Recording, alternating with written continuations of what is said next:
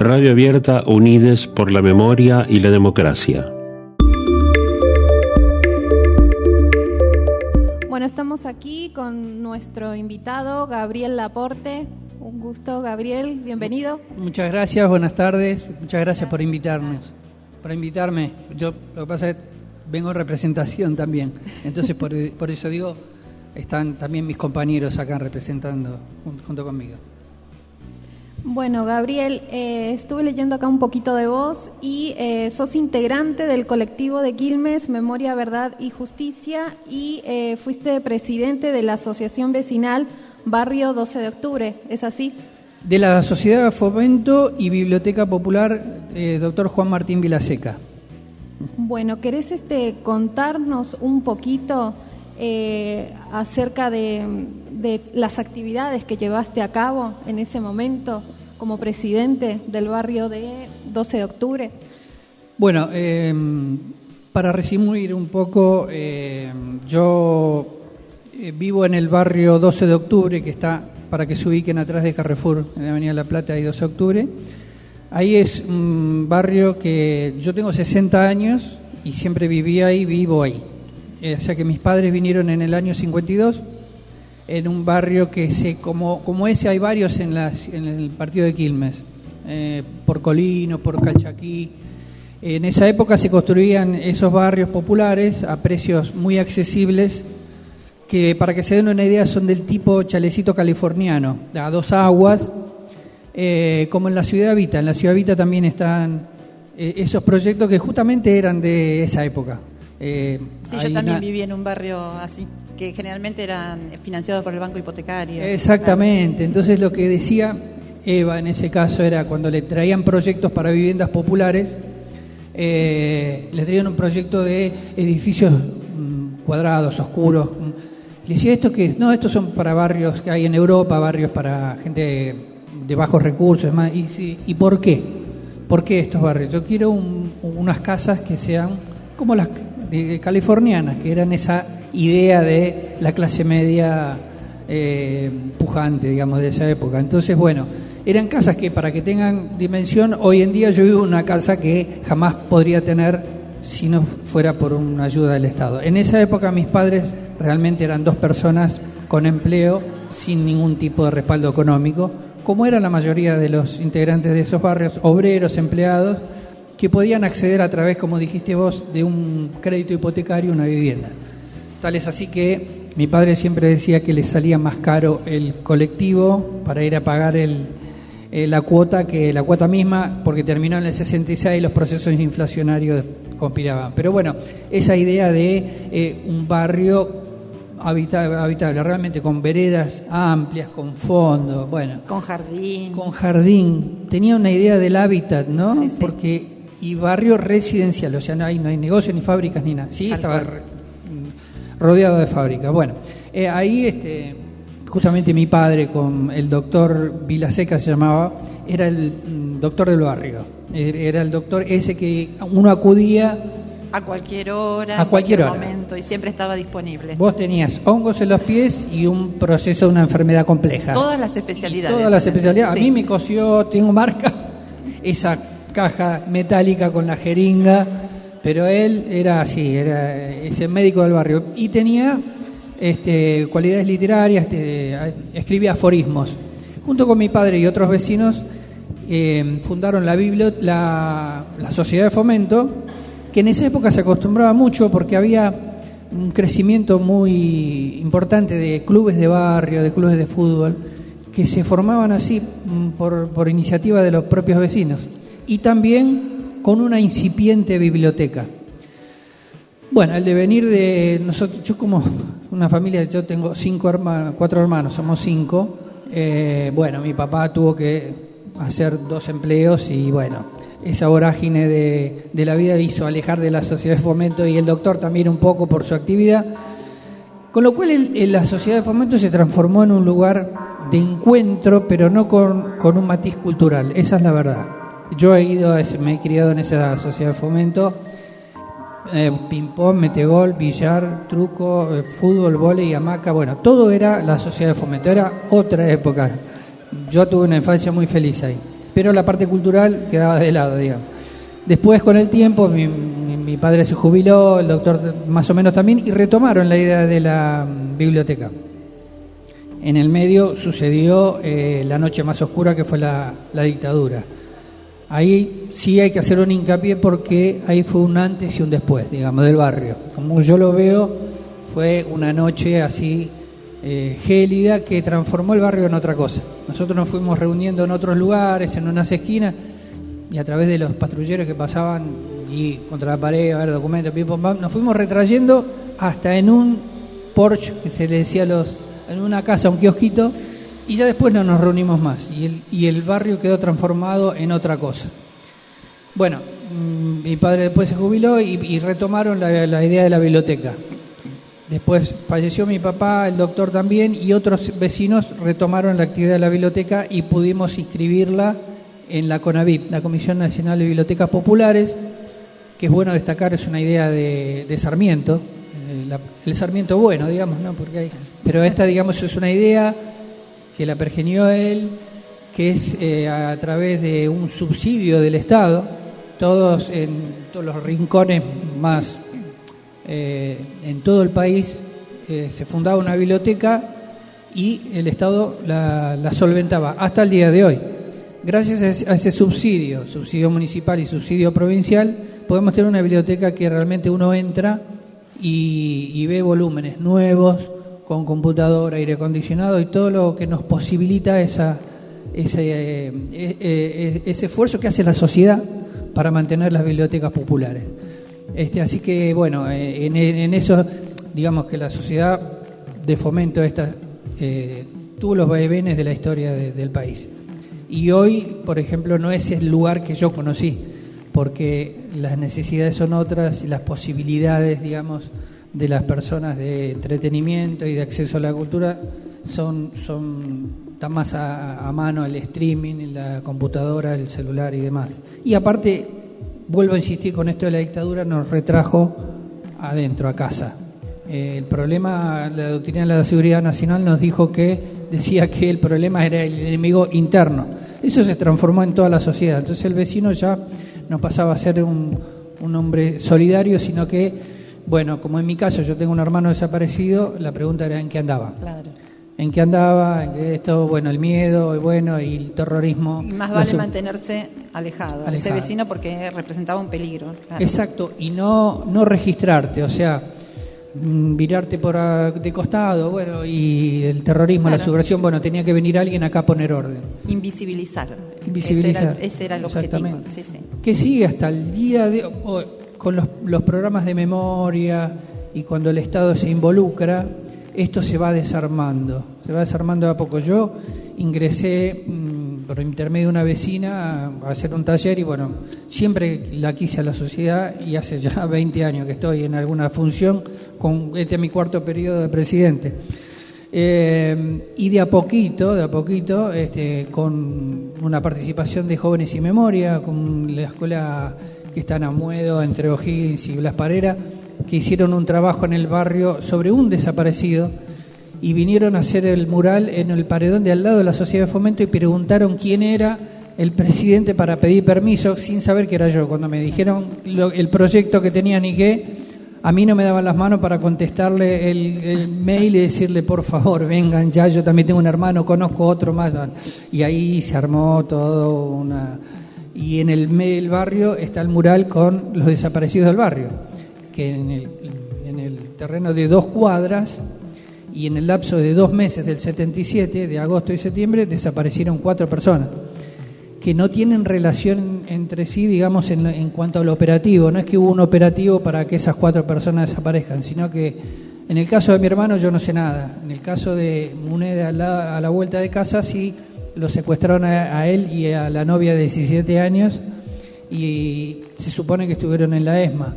A Guille, que es un padre era de 5 hijos, tenía una beba de 1 año y 6 meses, vinieron a la casa a llevárselo. ¿Qué quiero decir con esto? Que son operativos distintos. No era la represión no fue unidireccional, sino que fueron todas las fuerzas de seguridad del territorio del país al servicio del terrorismo de Estado. desde las policías más municipales o lo que fuere, hasta las Fuerzas Armadas, Fuerza Aérea, Armada y Ejército. Entonces el barrio se transforma en algo representativo de lo que es a nivel territorial en el país. Y bueno, hicimos el mural con esa reacción sorda. Muchos, bueno, no les gustó, pero a nadie me dijo nada, Nadie me dijo nada. Y sí, gente que se acercó bien, y ahí está el mural. Y de a poquito las políticas de memoria también llegan al barrio, que digamos que ahora, bueno, yo no conozco mucha gente porque, bueno, por el trabajo y demás, pero bueno, estamos en este camino. Y después, bueno, la actividad cultural que podemos hacer con mucho esfuerzo, porque también antes había más manos. Yo siempre digo que el sistema hace que tengamos nosotros menos tiempo, yo creo, porque vos tenés que dedicar mucho... Menos tiempo y también que vivamos de manera más individual, entonces... Bueno, pero eso yo creo que también es consecuencia de estas políticas económicas que son a nivel mundial. Vos tenés que redoblar esfuerzos para tener que tratar de sobrellevar y de las exigencias de esta sociedad. No te alcanza con un trabajo solo, y antes que era, la gente trabajaba en el Estado, en fábricas, también siempre problemas de remuneración, pero vos terminabas de trabajar a una X hora y ibas a la sociedad de fomento a jugar al truco y existía el tiempo para el encuentro. Y los trabajos eran estables. Hoy hay una inestabilidad económica, eso sumado también a las cuestiones digitales, ¿no? Bueno, Gabriel, ¿querés contarnos algo de Luis? Bueno, a ver, Luis, no voy a contar nada extraordinario de lo que era por lo que uno sabe, por la militancia, por los testimonios de los compañeros, distinto de lo que son, pienso yo, los 30.000. Él era especial, era el más grande. Él tenía 26 años cuando lo secuestraron, yo tenía 15. Cuando lo desapareció, porque, bueno. Y él era una persona introvertida, un lector voraz como mi papá. Él estaba así. En la imagen que tengo yo de él, que no son muchas, porque él tenía otro estilo de vida que es diferente al nuestro. Él era el mate, un libro y escuchar a Guerrero Martínez en esa época, la radio. El show del minuto. Sí, y a mí me quedó esa voz, siempre me encantó. Y el mate, así el mate de calabaza, vestía fatal, vestía horrible, pero no le daba cero importancia a su vestimenta. Tal es así que él iba a la parroquia mi mamá era muy religiosa, mi papá también, pero mi mamá más. Él estudió unos años en el seminario también. Y entonces iba a la iglesia del padre Luis Farinello. ¿Integraba entonces algún movimiento seguramente, de jóvenes seguramente, en la parroquia? Sí. Que generalmente hacen asistencia social. Exactamente. Y voy a contar algo con referencia a lo que vos decís. Él iba a la parroquia del padre Luis Farinello. Y él lo conocía, Luis, una de las pocas personas que yo pude contactar. Y él decía, y lo escribió en un libro, le decía... Pero Luisito, ¿por qué no te cambias ese pantalón que está medio ya para...? Y dice, pero padre, ¿cómo me voy a gastar dinero en un pantalón con tanta gente que se necesita? Esa dimensión es difícil de uno de hoy. No digo que... por suerte en este país hay mucha gente solidaria, sí, mucha. Sí. Somos más para aquellos que dicen que somos un país...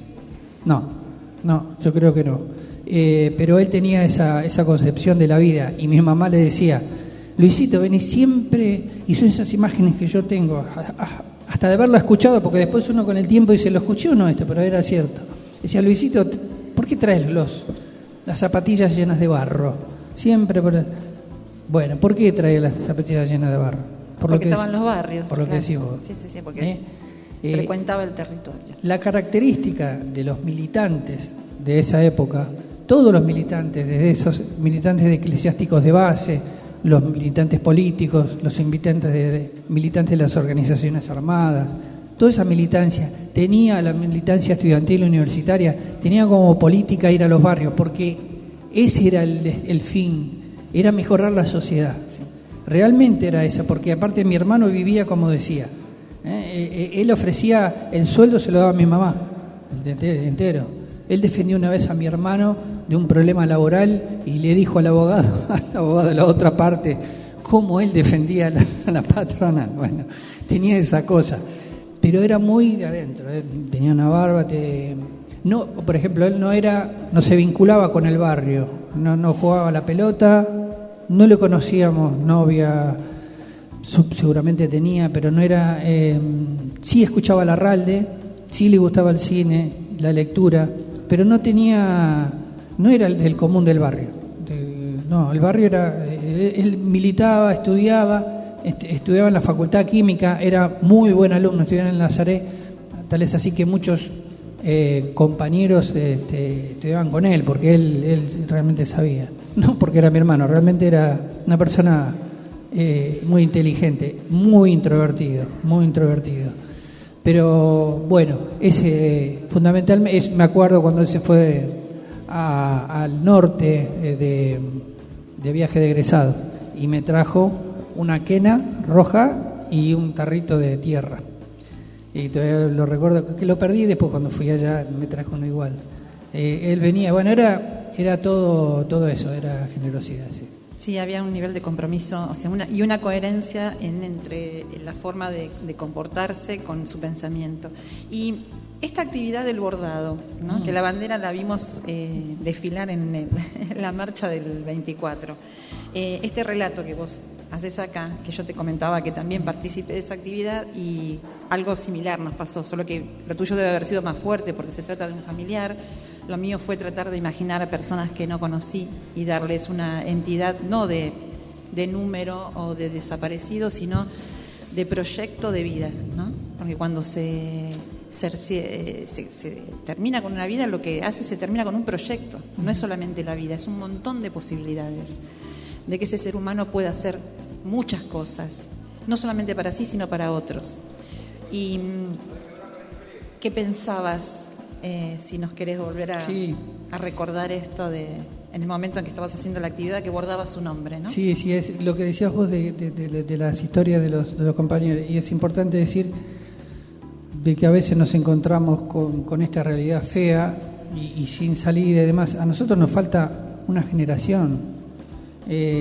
¿Por qué el país está así y demás? Bueno, nos falta esos 30.000. Esos 30.000 eran personas que no solamente muchos estudiaban, eran profesionales, además, muchos habían alcanzado un grado de desarrollo, de compromiso. De compromiso social, porque todo, sí. Muchos eran obreros, eran analfabetos, pero que entraban a la política, y la política en grande, la política buena, la política no es mala. Nos quieren hacer creer de que la política, de la política no es mala, al contrario, es la única herramienta que tienen las clases populares, el pueblo, para cambiar la realidad. Nosotros no tenemos el dinero para hacer lobby, ni para mover, ni para voltear un Estado. Nosotros lo tenemos que hacer política, todos tenemos que hacer, los chicos tienen que hacer política. Yo he ido a escuelas y les he dicho, ¿cómo no hacer política? No, acá en la escuela tienen que hacer política. Hay redes sociales que yo les escapo, pero algunas, estoy de un colegio, el colegio número 3, perdóname que me vaya, yo a veces me pongo disperso. Sí, no, decime porque me pierdo. Pero no quería dejar de decir esto. Decían qué lindo antes, los chicos con el blazer, nosotros con los guardapolvos tableteados, y ahí sí que estudiábamos y nos recibíamos de contadores y abogados. No como ahora que los chicos están en cuenta. Yo le puse, ¿a vos te parece que todo tiempo pasado fue mejor? Con un profesor como Botaro, que lo tienen más arriba, que era funcionario de la dictadura, con una profesora de inglés que te hacía odiar el inglés, con un profesor Camicia, que era el terror, el terror realmente yo no me la llevaba porque no me la quería, pero te hacía hasta 5 minutos antes, te llamaba para pararse. La directora nos llevó al colegio militar porque tenía el marido militar y los 2 hijos militares, y nos decía que la sociedad, si el día de mañana están todos iguales, al otro día ya va a haber diferencias. Nos bajaba línea y digo, esa sociedad represiva era buena. no, saquémonos de la cabeza ahora. Yo me quedo con esto. La educación, venían los de Johnson, marcachifles, a vender sus productos, y a nosotros nos hacían ir a ver si nosotros escuchábamos lo que era la regla, Claro. ¿entendés? Y no venían a darnos, ellos decían que era una clase de educación sexual, me acuerdo porque la he tenido en la escuela. Era era para promocionar el producto que ellos estaban vendiendo. Y los varones tenían que estar afuera del aula. Pero quien nos daba la charla era un hombre. Entonces era absurdo. ¿Esa educación era mejor? No, ¿Se, no es se puede mejor. enseñar con miedo? Mira, el que piensa, creo yo, ¿no? Es una opinión mía. El que piensa que todo tiempo pasado fue mejor es porque está envejeciendo. Y una cosa es madurar y otra cosa es envejecer. Yo reivindico mi infancia, pero había una sensación de bueno, entramos en ese terror de machismo y que lo aborrezco. Yo celebro lo de hoy, que los chicos tienen esa libertad de ir, venir a la universidad, ni hablar como quieren, ver este espacio. A mí me encanta esto, ver entrar y vienen con el mate, antes era impensado. Tomar mate eso. en el aula, Yo le digo con el profesor. Claro, los chicos, vos te tenías que parar. Recién escuchaba atentamente a la preopinante, digo. Y hablar de que fue una escuela donde todavía estaba el escalón arriba del profesor. O sea, y eso en la justicia se ve peor, ¿eh? Sí. Porque en la justicia está arriba los jueces y abajo la gente. Bueno, volviendo a esto del bordado. Yo con mi hermano siempre traté de... Nunca, a los lugares que yo iba, no iba con el cartel, yo tengo a mi hermano desaparecido. Porque no sé si me quedó de mi época de adolescente, o me quedó ese pudor de decir, bueno, me cuesta hasta decirlo, chapear con que tengo un hermano desaparecido. Entonces yo como militaba políticamente, también, bueno, acá viene uno, lo último que quisiera era eso. Entonces nunca iba y decía, algunos ni sabían de mi historia. Entonces la lucha siempre fue lo que decía la madre, sociabilizar el tema de los desaparecidos. O sea, los 30.000. O sea, porque siempre fue, bueno, todos los casos fueron aberrantes y fueron... Y esto que hablamos de lo político, ¿no? ¿Por qué desaparecieron? ¿Por qué se instrumentaron eso? No era mi hermano solo como víctima. No. Era desaparecer una clase pensante. Exacto. Que ponía en riesgo los proyectos, de otros intereses. Esa era la realidad. Esa era la realidad. Y además de imponer un proyecto económico. Bueno, ahí vamos. Ahí está el meollo de la cuestión. Y como en el caso de mi hermano, que no sabíamos nada, tampoco tenía esa cosa de decir, bueno, investigar, si todavía hoy estoy investigando y vemos a ver si hay alguno que aparece, pero bueno. Entonces, siempre lo de mi hermano fueron los desaparecidos, esa parte de la historia de nuestro país que nos sirve para el futuro. Pero con esto del bordado, el otro día estuvo Virgelina, que es una colombiana. Sí, conozco la que historia. es encontrar esas personas en estos ámbitos de militancia, de derechos humanos, se encuentran, yo digo, perdónenme, pero se encuentran las mejores personas. Existen buenas personas en todos los ámbitos y malas también. El proyecto del bordado es de ¿qué país? Virgelina. Colombia. ¿De Colombia? De Colombia. Ella es negra, africana. Sí, ellos hicieron el abrazo al Palacio de Justicia, ¿no? Exacto, allá, claro, con una bandera con el nombre de todos los desaparecidos de Colombia. Claro, por los cero positivos se llama porque ¿qué hacían en Colombia o hacen? Van a un pueblo, les dicen que les van a dar trabajo, gente que no tiene, los visten de militares, se los llevaban y hacían unos metros en la carretera, los bajaban, los asesinaban y les decían de que habían sido muertos por los guerrilleros. Nada nuevo, lamentablemente, porque ¿qué hacía acá? Los medios de comunicación hacían ese trabajo durante la dictadura. O sea, la dictadura murieron en un enfrentamiento y morían siempre, no había un herido. Bueno. Entonces, ellos hicieron ese arropamiento al Palacio de Justicia para visibilizar el problema. Y entonces ellos trabajan mucho con el bordado por esta cuestión de lo que hablábamos, lo que genera el bordado. Claro, es como un encuentro también entre mujeres, inclusive mujeres víctimas de violencia, que Claro. no tienen forma de contar lo que les pasa, y juntarse con otras a abordar les daba esta posibilidad de poder generar ese espacio de confianza donde pudieran contar lo que les está pasando. y pasó a ser algo simbólico el Algo bordado. simbólico y sanador también, porque lo colectivo es sanador. Yo siempre encontré en los organismos mi sanación. Yo ahí soy feliz. Ahí estoy en ese ámbito de comprensión y de lucha, de generar la victimización de mi hermano en lucha. ¿Quién era mi hermano? Mis 30.000. Entonces ahí yo me encuentro con Transformar también ese dolor en esperanza, ¿no? en esperanza, sí, en militancia, y en militar también porque si nosotros no continuamos por otros medios, otras circunstancias, lo que nuestros compañeros hicieron, eso sí termina muriéndose.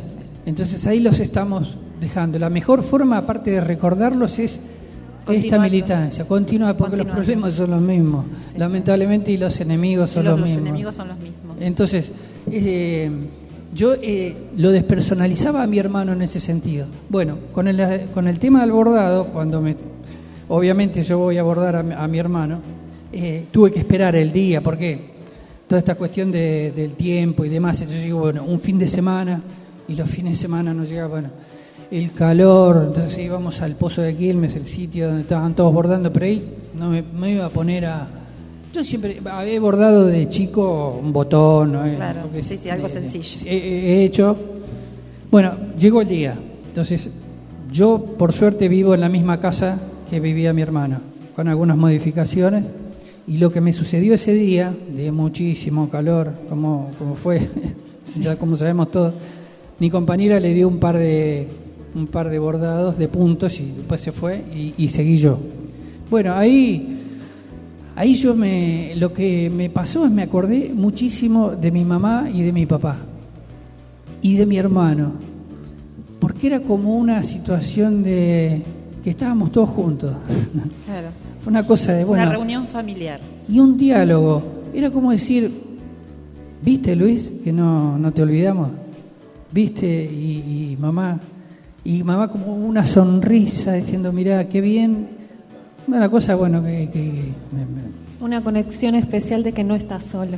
Sí, cuando me lo preguntó Laura Rosso, que hizo la nota, bueno, no podía terminar de contarlo porque realmente fue muy fuerte, fue de alegría. Claro. No fue de tristeza. No, por supuesto que no. Por eso te decía, ¿no? Si para vos que estabas abordando el nombre de tu hermano, sí, te generó esas cosas, sí, imagínate, yo que no conocía a esas personas también pude tener alguna conexión desde el momento en que tuve en mis manos ese lienzo para bordar sus nombres y para recordarlos. Bueno, Gabriel, la verdad que nos encantó tu aporte. Luis seguramente, si anda por ahí en alguna otra forma, debe estar muy orgulloso de todo lo que haces. Y bueno, nuevamente agradecerte por esta visita. Muchas gracias. Muchas gracias. Yo, el agradecido, yo en nombre también del colectivo, que se acuerden de esta querida institución que también es parte del colectivo. Muchas gracias. Gracias a vos.